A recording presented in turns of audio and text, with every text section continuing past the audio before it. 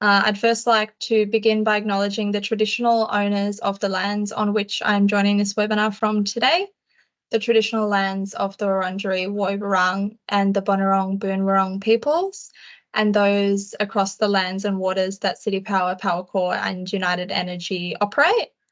I pay my deepest respects to elders, both past and present, and to any First Peoples who may be on the call today. I would also like to acknowledge the First Peoples' ancient and continuing connection to country. Powercore City Power and United Energy's vision for reconciliation is an inclusive and unified Victoria that honours, acknowledges, learns from and respects First Peoples' history, heritage, culture and inherent rights as traditional owners, leading to the development of respectful and mutually beneficial relationships, increased opportunities, greater equity and better outcomes for all.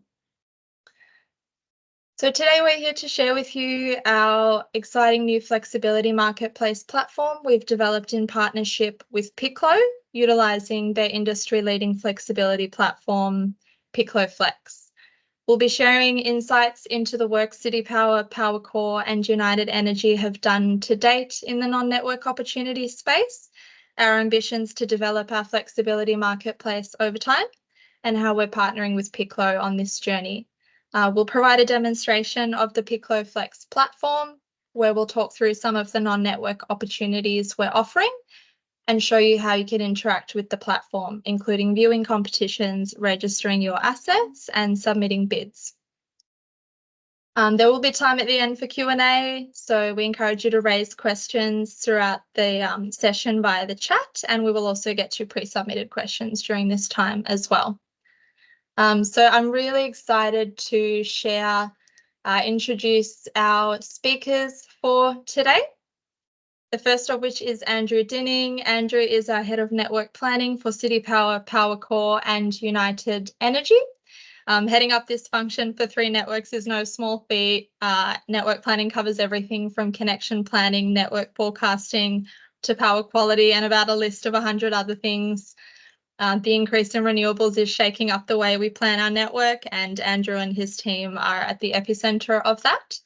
Andrew brings a wealth of over 20 years experience in the energy industry and has been with our business for almost 10 years now. Ping Trong. Ping is our Senior Network Planning Engineer in the Power Quality Group in Network Planning. Ping has over 15 years electrical engineering experience and it shows. Ping's technical expertise and depth of knowledge has been critical to this project's success. Kelsey Devine. Kelsey is our project manager from the Piclo side, joining us all the way from Canada today. Kelsey has been with Piclo for 5 years and worked on numerous engagements across Europe, the US, Canada, and now Australia. Chad Malden. Chad joins us from South Australia. Chad joined Piclo at the start of the year to work with us as our local delivery manager on this project and lead the engagement for Piclo in the Australian market. He has a broad range of experience in the energy industry, consulting across a number of organisations, and we were lucky to land him on this exciting project. And myself, I manage the portfolio of IT projects for our network planning, DSO and DER operations groups. I've been with City Power, Powercore and United Energy for almost 5 years now across a range of areas from business strategy, IT project delivery, and now IT product and portfolio management. So I'll be handing over to Andrew to set the scene on what we've done to date and share a bit about our journey. Thanks, Andrew. Thanks, Abby, and welcome everyone to today's webinar. I thought I'd just take a few moments to introduce us at City Power, Powercore and United Energy. We serve more than 2 million customers in terms of homes, businesses and communities across more than 65% of the state of Victoria. Our supply areas range from Melbourne CBD in the City Power network to rural towns and cities in the Powercore network and inner suburban residential communities in the United Energy network. It's our constant focus to ensure we continue to provide safe, reliable and affordable supply to all our customers, whilst also empowering choice. The energy transition is driving a lot of change for both the industry and our customers. And with that change comes some fantastic opportunities to do things differently. Next slide, Abby.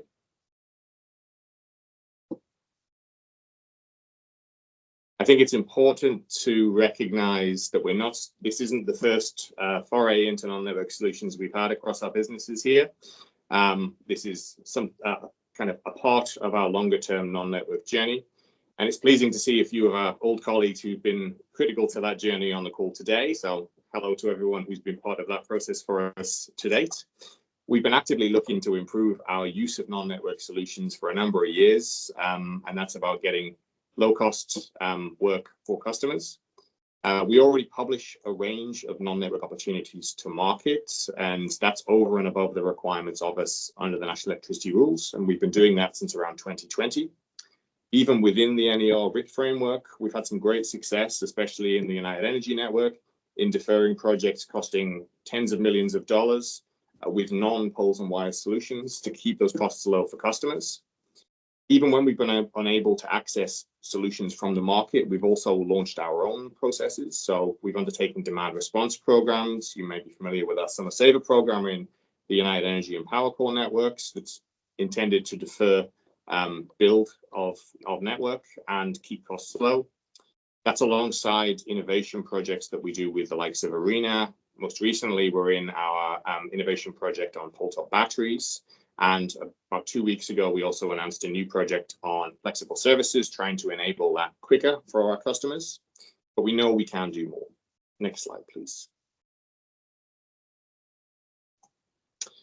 Through all of that work, we've really been listening to feedback from our customers and also looking nationally and internationally at what we can do differently and what good looks like in other areas.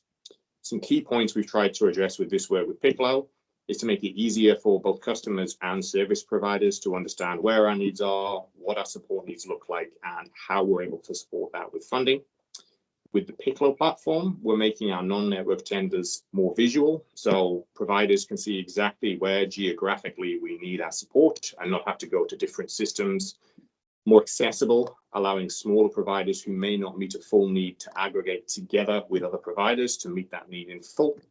And more understandable, making it clearer what services we need and what payment capacity we have to meet that need. Looking to the UK is a great example. I think they've had a very strict flexibility first mandate for a number of years now, going all the way down to LV.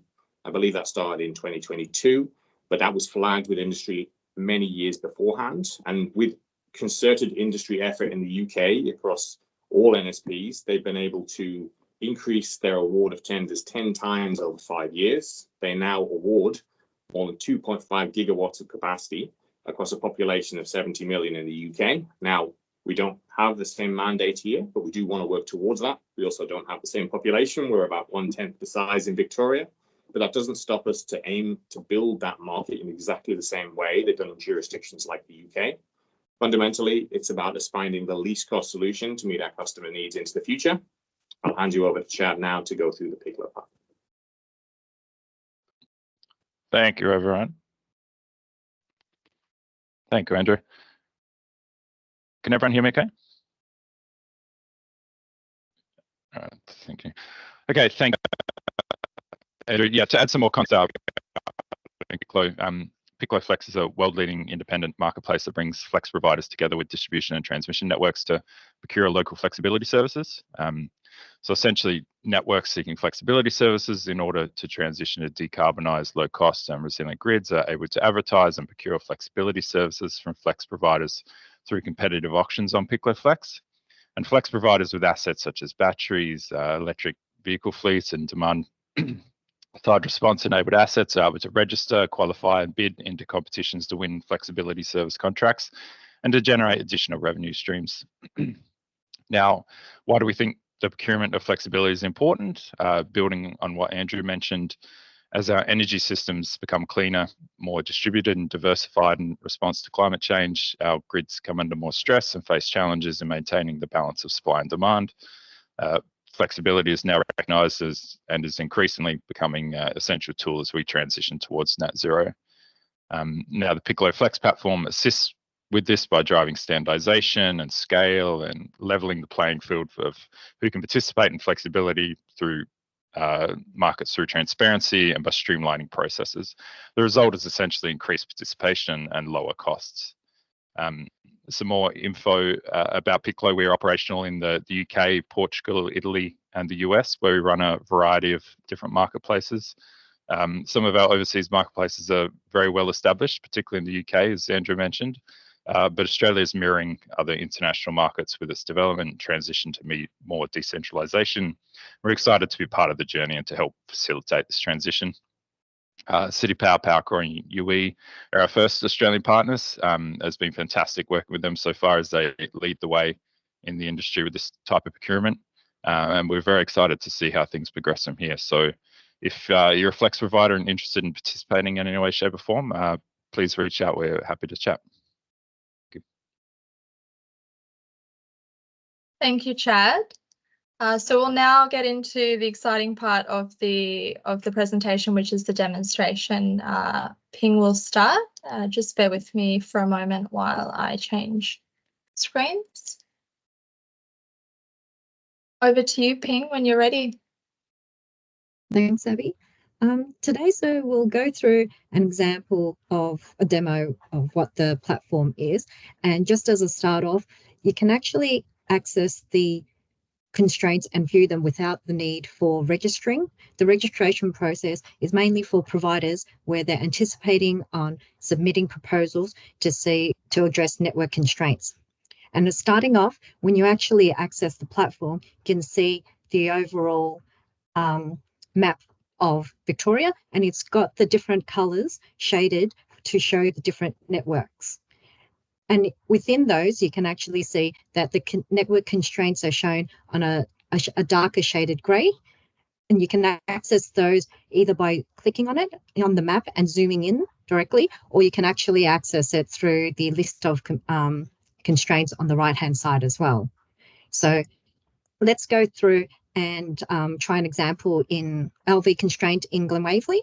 And Abby, you can do a search on the search function, which is great.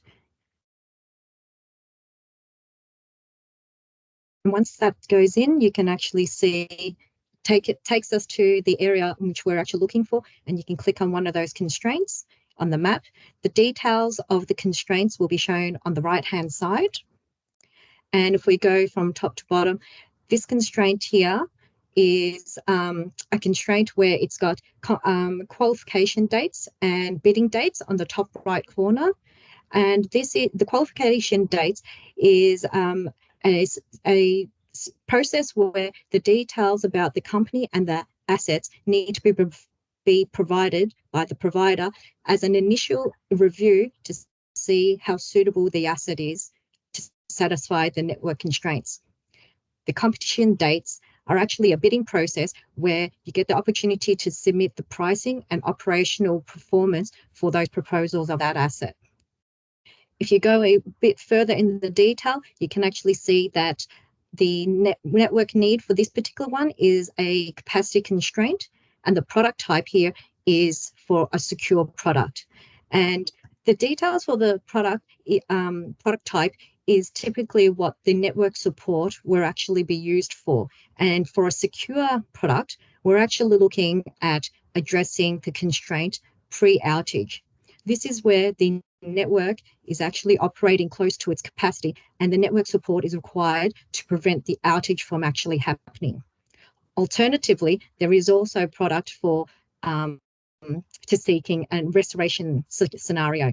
And in that case, it's where the network's operating between its N and N-1 rating. And typically, the network wouldn't need any support unless there is a system abnormality, such as if the network is actually under maintenance or it experiences a fault and there's an out of service period. And there also needs to happen at the same time when there's times of high load.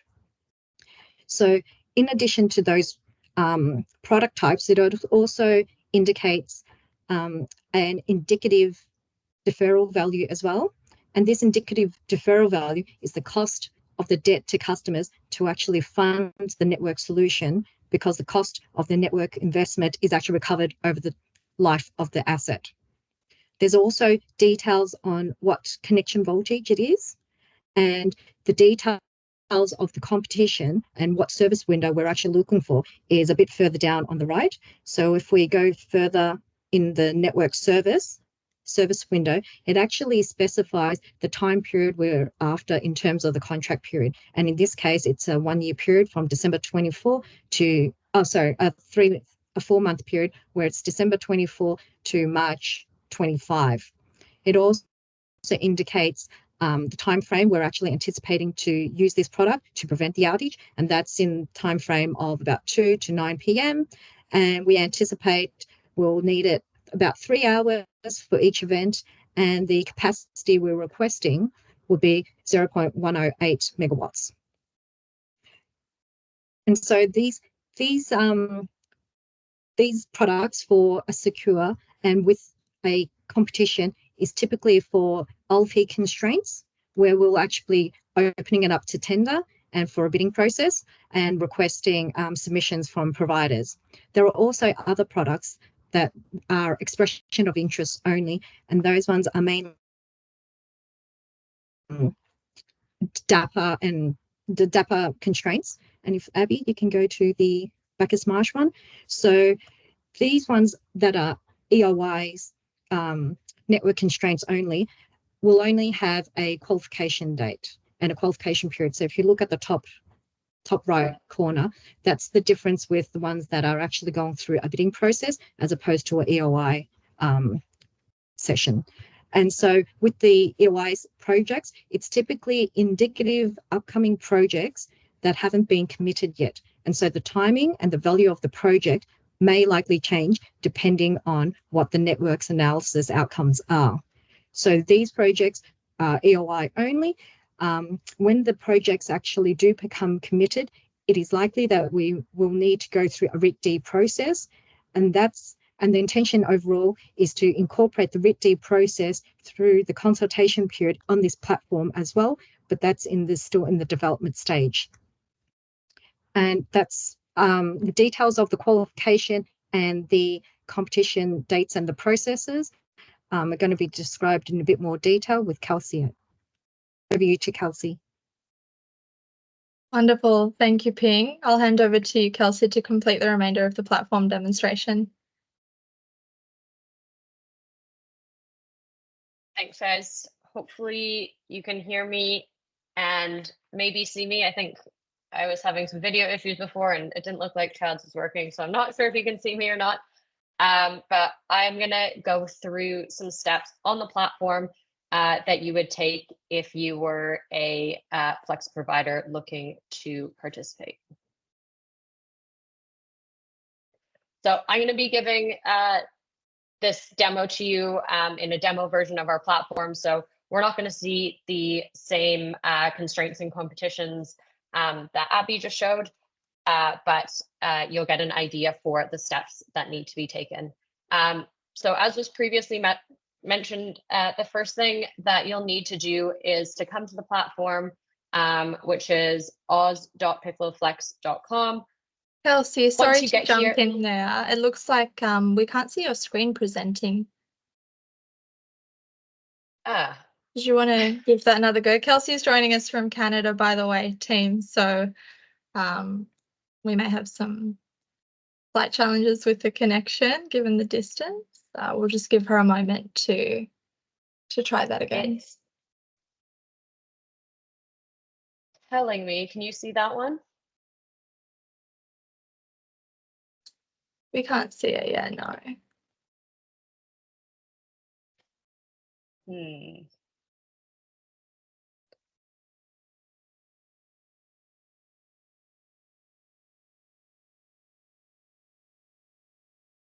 Give it a go. While you're trying that, what I might do is screen share again and I can talk through a little bit of it from my login. Okay.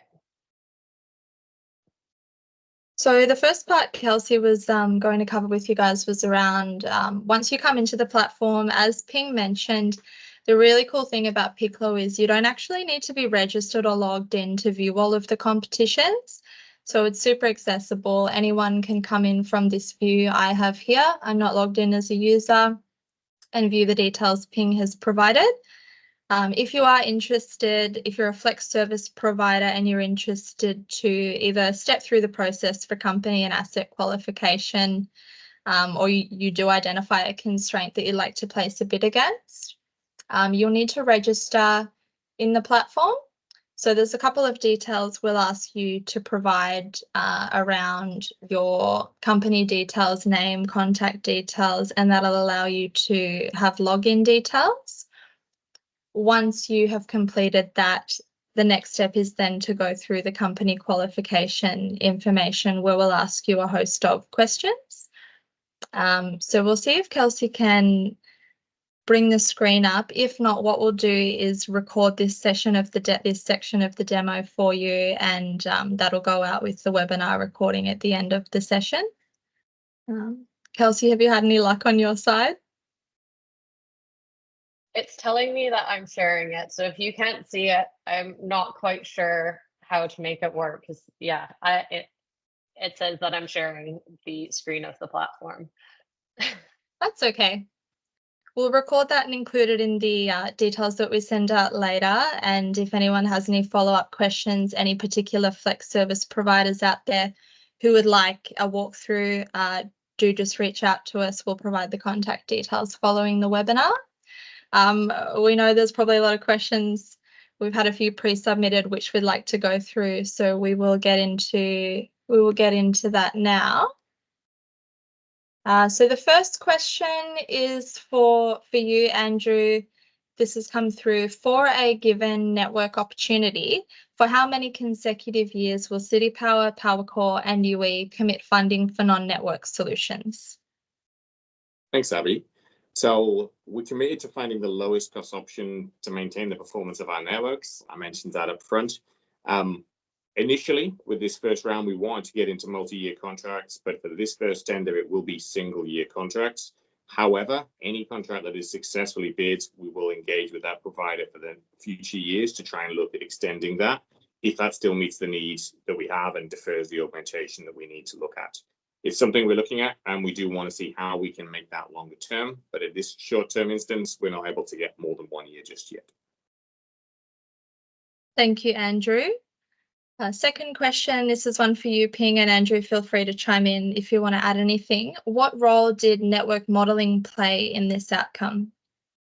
Okay, in terms of the role of network modelling, all our constraints have been assessed on actual energy at risk base, on smart meter data and demand forecasting, and our economic assessments aligning to our planning criteria. We're presently developing our capability to model future sites.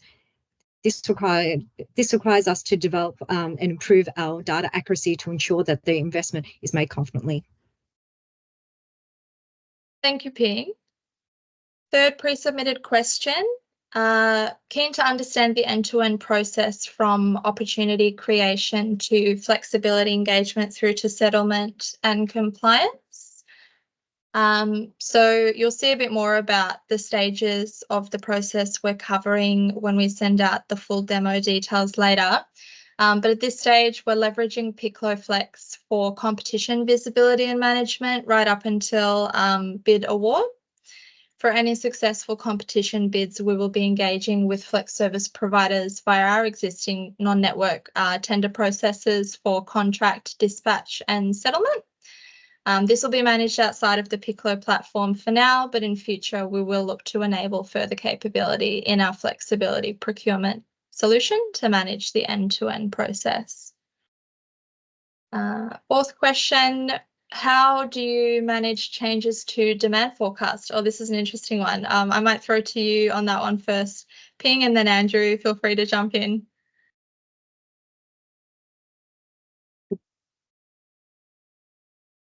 Thanks, Abby. So with our tendering, it covers for committed projects. That's ones that we've actually done our assessments for the need of it and actually evaluated that it's economic to actually commit and invest in that to address that constraint at the moment. When it actually does change, we'll actually put it in our process as well and evaluate it to make sure that it's still prudent to invest in this investment to address customers' needs. Thank you, Ping. Andrew, is there anything you'd like to add to that one? I would add to that as well. If we're looking to the expressions of interests, the projects we're putting out are projects we publish in our DAPA that has a range of sensitivity across the forecast. Whilst that is open to forecast changes, we look to change them as that forecast does change, but we are flagging that to the market early so that if the magnitude of risk reduces, we still have non-network opportunities that we think, non-network solutions potentially could support us with, even if that's deferring the project by a few years. Awesome. Thank you, Andrew. Okay, so we're getting to the questions rolling in through the chat. It's good we've got time for this because there's quite a few great questions coming through. Thank you, everyone. This is a great one. Isn't this a security concern? Anyone can see network constraints. I can probably start with this one, Andrew, and then feel free to jump in. This has been there's been a very long portion of this project looking at cybersecurity and IT security aspects. Obviously, we have new cybersecurity regulation around Critical Infrastructure Act, which we must comply with, as well as private customer and network data, which is not publicly made available. We've been through quite a stringent process, and the data we are publishing, particularly the DAPA, is already publicly available information, as with the LV network solution constraints that we're putting out as well. We've been through that process and can confirm we are okay to publish this information without having to necessarily log in. The benefits of actually logging in is when you are starting to provide your company information and sensitive information around bids you might be making. That is obviously considered sensitive information and the kind of data we would like behind a login for yourself as well to protect your data. It's also worth noting Piclo is looking at rolling out multi-factor authentication in the future. They've got a lot of new features coming through in addition to what we already have to ensure the security of the platform and the data that we're housing in it. Andrew, do you want to add anything to that one? I think I'll add as well that the LV constraints, this is a constraint we're expecting to bind in the next summer. So we're either getting a non-network solution to meet that need, or we'll be augmenting our network to make sure that constraint doesn't bind. So this is about flagging future, not current, but that will solve those problems. In terms of our long-term constraints, we have a regulatory obligation to publish those. We already, as every network does, publish their annual planning reports. All of the constraints that we have in here, they're out on that report. But these are looking long-term in the future. And again, the idea is we meet those needs before that constraint binds fully. So we ensure safe, secure, reliable network for customers in the future. Thank you, Andrew. Third question with a bit of a comment. This is super interesting. Is there someone I can reach out to and get a similar presentation at my organisation, please? Yes, definitely. We'll check your details in the chat and reach out, either myself and or Chad from the Piclo side to connect with you on getting more information on this project. This is one for you, Andrew. How does it work with regulated market? So this is providing a network support service directly to us. This is not playing in the market. Any market interactions would need to be dealt with by a service provider themselves. So we have done this in the past with service providers where we've either looked at them using more energy or exporting more power, and that's a direct one-to-one contract. This has no interface with the wholesale markets in any way, shape, or form, and we are ring-fenced from getting involved in that. So that is something for any providers to be aware of. If they have market exposure, they need to make sure they can meet the needs that we're tendering for at the same time as assessing their own risk on the market. Thanks, Andrew. We've got another question for you. We're keeping you busy this morning. Can users offer to reduce load to meet constraints? Certainly, we are technology agnostic. The key thing for us is ensuring we are removing the constraint from our network. So whether that is by someone adding more generation to the network or taking away some load, the key thing would be, can that be measured? Can that be contracted? If that's something that a provider is willing to do and we can get to that agreement, then certainly load reduction is always a way to meet a need. Thank you. Oh, this is an interesting one. What does the backend DER dispatch process look like for a given event on a particular day once the Flex service provider's bid is accepted? And this is a changing space at the moment, isn't it, for us? We're keen to hear your thoughts on this one. In terms of, probably good to set the context that we are using the Piclo Flex platform as a marketplace only. So we are not dispatching through that platform. We have an emerging team that's setting up our DSO space currently, and they already undertake that level of control for existing providers who provide non-network services to us.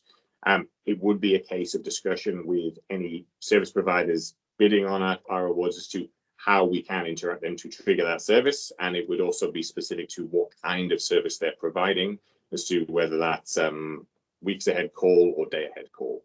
That will certainly be something we will work through with any of the providers who bid and are successful.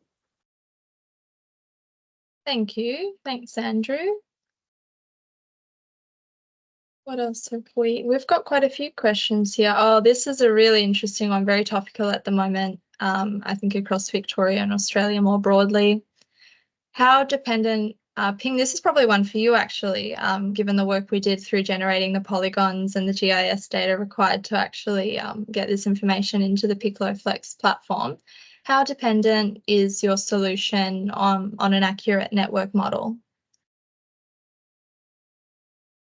Well, it's very dependent on how it is actually connected to our network as well, how it's going to integrate into it, but also from how our modeling is, our forecasts and what we're actually requesting as our capacity constraint is modeled between a weighted 10% and 10% and 50% POE.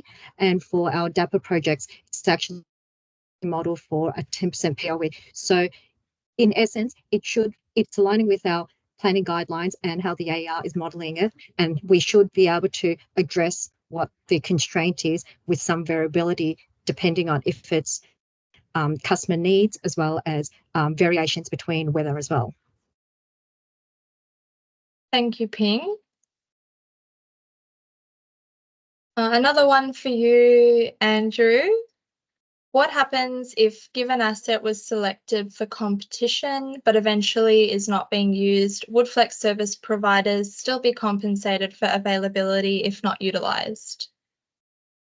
Good question. That does depend on the service offering being proposed. I think we've got secure, sustain, restore. Some of those have availability payments. So that's a payment to ensure that system is there and ready and waiting, and then an additional payment for use. Some are just for use, and I'm afraid I can't recall which ones are which at this stage, but that would be, I think we've got that in the notes that go along with Piclo to provide that level of detail. Thank you, Andrew. I can just jump in from a platform perspective. It'll be clear when you're bidding, you'll either be submitting both an availability and a utilization price or just a utilization price. It's also displayed in the competition box for each one. In terms of type, it will either say availability and utilization or utilization only. Awesome. Thanks, Kelsey, and thanks, Andrew. Just seeing a few more questions coming through. How much have you accounted for EV charging in the demand forecast? Andrew, this is one for you. Certainly a hot topic at the moment. It is. We update our demand forecast annually, and a lot of the work that we do is looking not only at what we think, but what the industry thinks. We take a lot of the impacts assessments and scenario data from AEMO's forecast and actually roll that into our own forecast with our bottom-up data to be able to see what we think that impact would be from EVs, from electrification, from basic demand growth as well, along with new load connections that we have committed on our network. That all goes into our forecast to be able to define what that looks like. I will say we are doing additional work to look at how are customers today using EVs on our network. And I know there's quite a bit on CSIRO data and studies that have been done nationally and internationally to look what that is like. But I think, as I touched on initially, we do have 3 very diverse networks, and we're very keen to ensure that our forecasts reflect how those customers in those areas will use EVs. And that's as much as we can making based on data. So data from our smart meter networks to how we think that's actually happening in the network today. So it's It's not guesswork, it's based on bottom-up analysis. Of which there's a lot of effort being invested in that at the moment, isn't there, Andrew? And there's other projects we're also looking at to that overlap with some of the work we're doing in Piclo. Ping, I've got a question for you. How would a solution be treated that brings load down across an entire season or year as against a defined short period? So with solutions, for those solutions, our competitions that we've actually specified are for particular periods, but depending on the solution, if it only caters for certain periods and not all of it, we will be doing some network modeling to see what the impact of that solution will be and what the benefits are to the network and assess it from that perspective. And that would actually help us evaluate those benefits as well as determine what the proportion of deferral value it would actually be equivalent to as well, and what we can actually offer and discuss as part of the contract. Thank you, Ping. We've got another question here. Loving all the questions, everyone. Thank you. It's very obvious you're all really interested in this, which is great. Andrew, how do you know the location that is suitable for each constraint? It's a good question. That kind of links back to the network model piece. Effectively, it's about our network hierarchy. So from our LV constraints that we're looking at currently in the tender, that is every customer who is connected to that point in our network. So that's really about understanding who geographically could support that. When we're looking at the larger HV constraints, that's much broader areas, because if it's a constraint like I think the Bacchus Marsh one, that's a zone substation, 20,000 customers, that's covering a very large area, so that area is much wider. When we're looking at individual LV constraints, that's maybe only feeding 50 to 80 customers, again, much smaller geographical area. But it's based on our own data, and that's something that, as part of getting this information uploaded to Piclo, has been checked and validated a few times to make sure we're really giving the right signals to the right customers in the right places. Thank you, Andrew. I think let me just have another look at what other questions we want to cover. Interesting. Will the successful Flex service provider be able to share reliability benefits from avoided interruptions, of course demonstrated through recorded data? Any thoughts on that one, Andrew or Ping? There's a challenge with STIPIS in that is both a benefit and a penalty to our network. So if a service doesn't provide, that is a risk to us. We prevent that risk by augmenting our network normally. However, the payments we have for asset deferral, that's what's paying for the flexible service provider to meet that need. So at this stage, we're not looking at any pass-through of any of the benefits to the business. We believe that the costs added into the deferral benefit is the key cost that we'll be open to, and that should flow through to a flex service provider. Thank you, Andrew. We've got time for probably one more question. Let us just have a look. So when constraints are first noted, for example, in the early life cycle, how do you handle constraints that can be managed or alleviated through switching? Andrew, is probably a good one for you to go through. Right, that's a very good point. A lot of these constraints at the large level, we account for all of that switching. So it's looking at what is the risk we're open to, how can we alleviate that risk through the existing neighboring network, pushing load around, making sure that we're mitigating those risks with existing assets. The challenge comes, especially on those low voltage constraints, there's very little flexibility to move things around. And then oftentimes that's not an automatic capability we've got. That will be sending operators out to make that switching arrangement. That would mean customers off supply for long periods of time.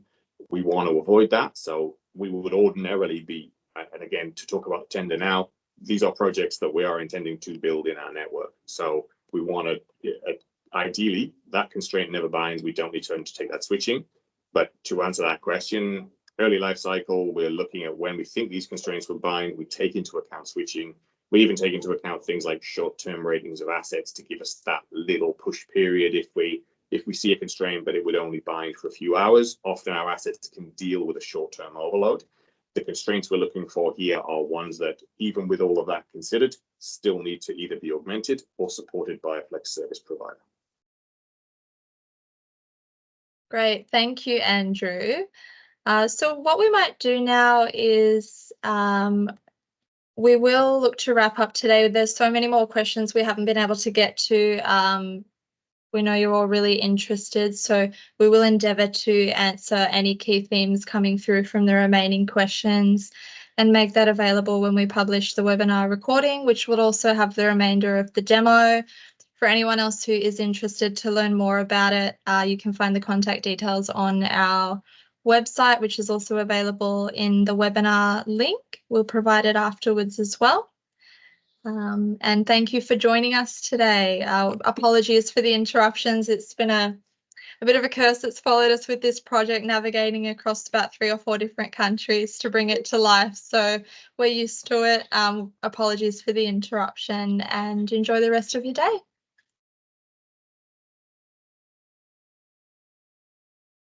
I'm going to be giving a quick overview of how to use the Piclo Flex platform. I'm currently in a demo environment, so it's going to look a little bit different than the competitions that were shown earlier on in the webinar, but hopefully this should give you a feel of how to use the functionality.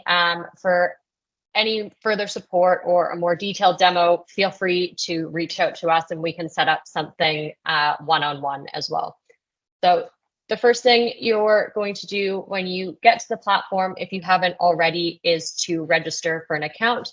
It was mentioned in the webinar, but if you're just interested in seeing the constraints, you don't actually need an account to do this.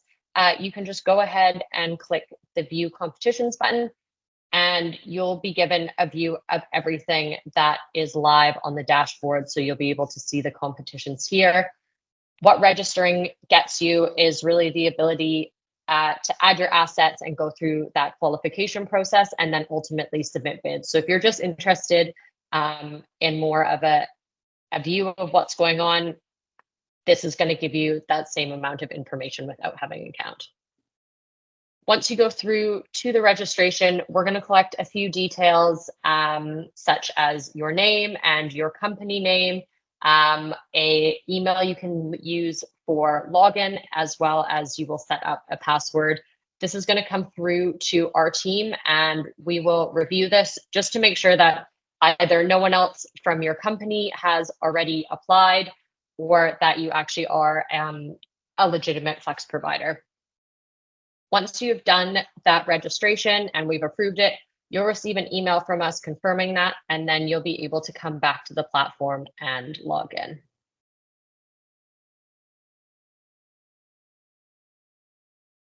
When you first log in to the platform, again, it's going to look quite similar to that dashboard that you can see from a logged out version. You'll see the map and you'll see the competitions, but you'll have some further tools available to you on the left here. If you do want to add other members to your team, this can be done under your little initials in the corner here, and under settings, there will be a team function where you can enter the email of further team members to add to your account. They'll be sent an email and then they can go ahead and register.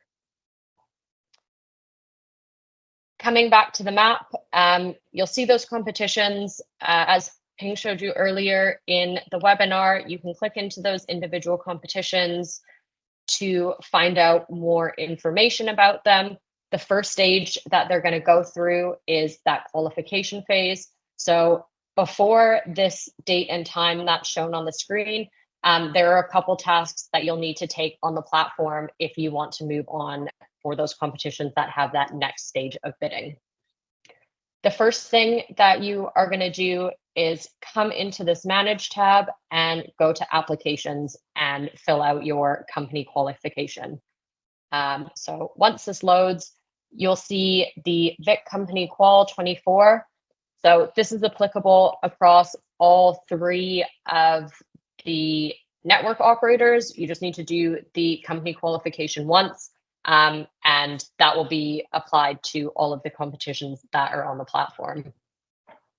So this is a 4-part company questionnaire that you'll need to provide information about your organization, some basic details like your registered address and company number, but it does get into some more detailed sections around auditing, insurance, your health and safety policies, and things like that. The red stars indicate where answers are mandatory on here, so you can click through the different sections to view the questions before you get started. Once you've completed an entire section and you can hit save, you can always exit and come back to this, and the answers or any information that you have uploaded will be saved into the platform. Once you're all done, you will submit this. This will go through to the Power Core, UE, and City Power teams, who will review it and either approve it. They may come back to you with further questions. If there's something missing in there, they need more details, whether or not it's approved. And if there's any questions, you'll be notified via email that you have received a response from them. Once that company qualification questionnaire is done, you can move on to uploading your assets to the platform. So this is part 2 of what needs to be done before that qualification close date. So this can also be done in the Manage tab under Assets. When you don't have any assets in the platform, the easiest thing to do is download this latest template. So it is an Excel file that you will fill out to provide your asset details into the platform. If you have already uploaded assets into the platform, you can download your existing assets if you need to add any more information about them or edit the information. And once you have filled that out, you'll upload that back to the platform. So I am just going to switch my screen to the Excel so that we can take a quick look at that sheet.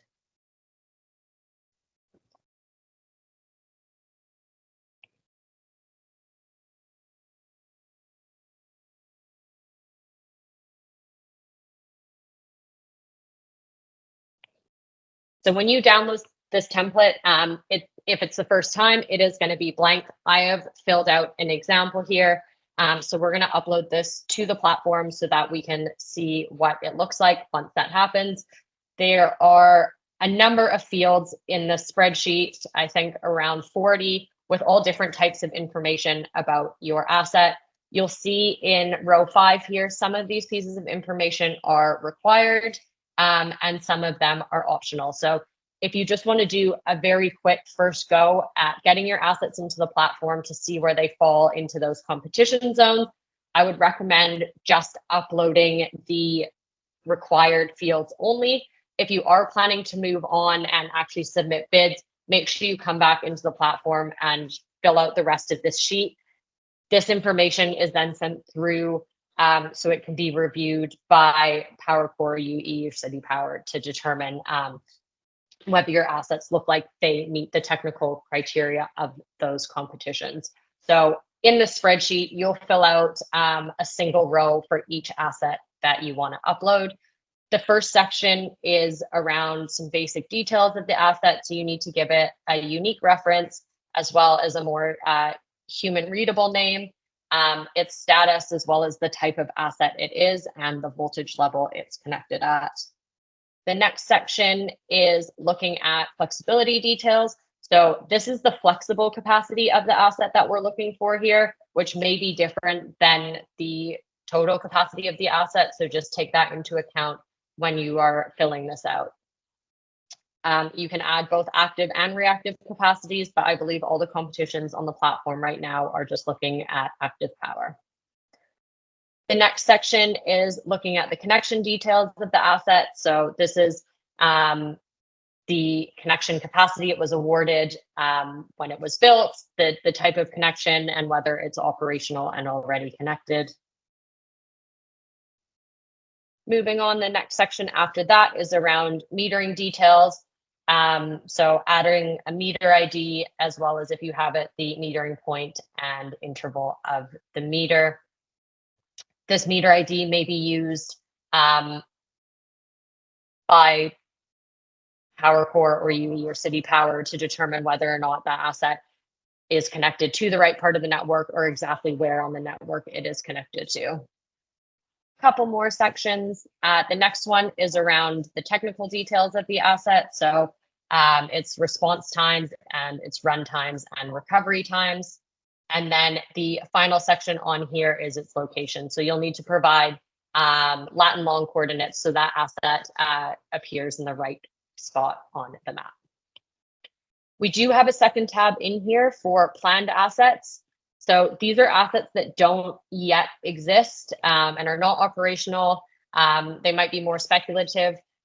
For the competitions that are actually moving on to the bidding process and looking for service in the short term, it was previously mentioned, I think it's probably less likely that a planned asset is going to be a viable solution for those.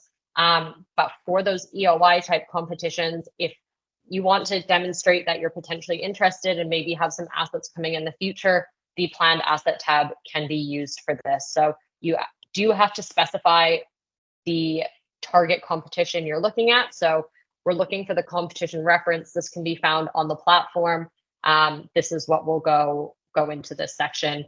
And then the rest of the details on here are quite similar to what we saw on the last tab. Once you're happy with this file, you can go ahead and save it and then head back to the platform to upload it. So I'm going to switch screens and head back into the platform now.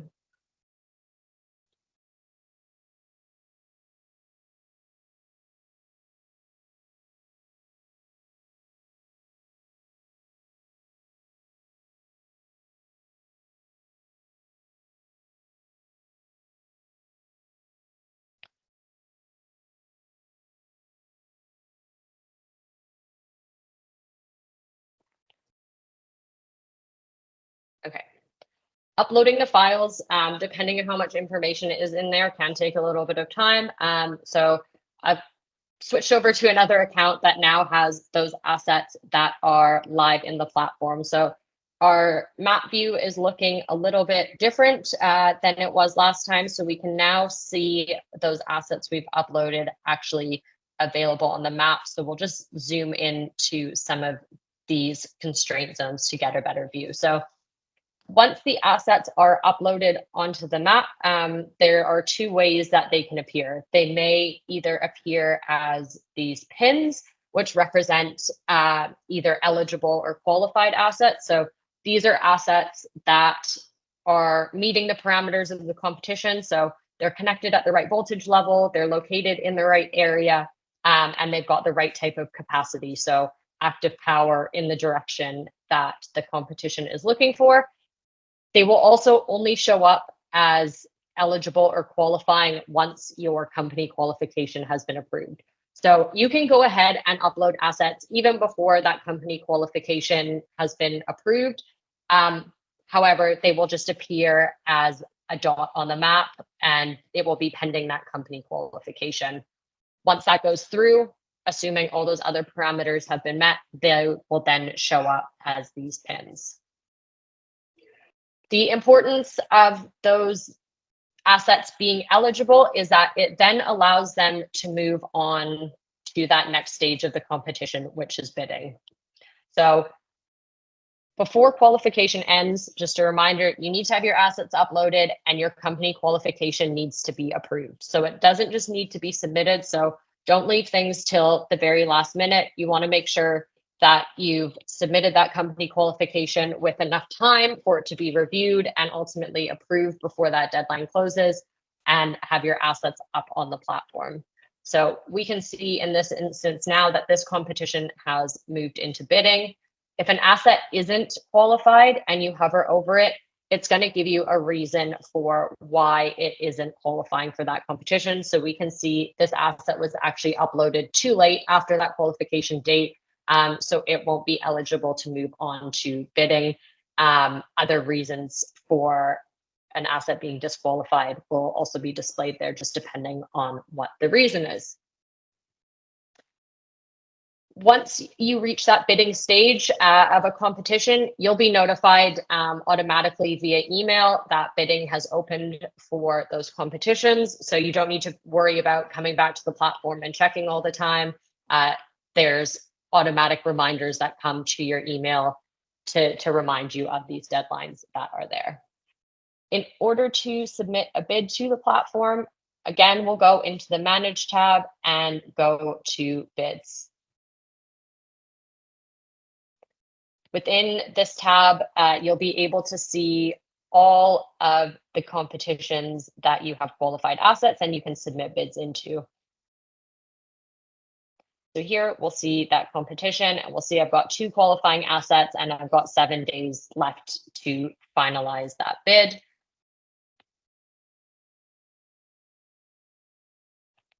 So once I come into here, the platform is automatically going to group all your assets that you have qualifying for a competition together. If you would like to bid with them separately, there is the option here to view or edit your included assets. So you could just uncheck them if you would like to just bid with one asset and then go ahead and submit another bid afterwards with the other one, or you can keep them together and confirm that. The simple bidding form, depending on the type of competition, there will either be the ability to put in both a utilization and availability offer, or there may be the option to just do utilization only. So you'll have to fill out all 4 of these parameters. If you would just like to have a 0 offer, you'll still need to input that parameter. So for this example, we will just bid with our full capacity. We've got a reminder here on the left of what we're bidding against, so we can see the start and end times of when that service is potentially going to be required, what the estimated time is of those events, and how many times they think they're going to actually call on us. So we can put in the minimum runtime of our assets. It may be longer than this. That is okay. And then put in an offer for our bid. So in this instance, I'm just going to put in $10 per megawatt per hour for the availability and $100 per megawatt hour on the utilization. These bids are going to be sealed, so other providers can't see your bids. Similarly, other providers can't see your assets that you have uploaded onto the platform. The bids are hidden until the bidding period has ended. So once you submit that bid, no one can see it until the bidding period is closed, at which point PowerCore UE or City Power will be able to come in and review it and see what you've bid. Up until that point, you can always come back into the platform and edit that bid if you decide you want to bid in with a different capacity or change the pricing around a bit. If you do want to delete it, you can use that garbage can button at the top there to remove it. Once the bidding is closed, again, all those bids will then be visible on the system operator side of things, and they will send their decisions. You'll be notified again via email once the decisions have been made and be able to come into the platform and look at your bid results in here, and it's going to let you know whether your bids have been accepted or rejected. So we can see here, this one has been accepted. At that point, you'll be contacted by the relevant system operator to then move on to the contracting phase and understand what the requirements are for dispatching and settling that flex. Hopefully that gave you a good idea of some of the steps that are required on the platform. Again, you can reach out to us if you want a more in-depth demo. We also have lots of help articles going through those steps. If you go to support.picloflex.com, there is lots of written out help here going through all of those steps in more detail that you can check as well. And I will end my demo there. again, don't hesitate to reach out if you need help or are getting stuck somewhere in this process.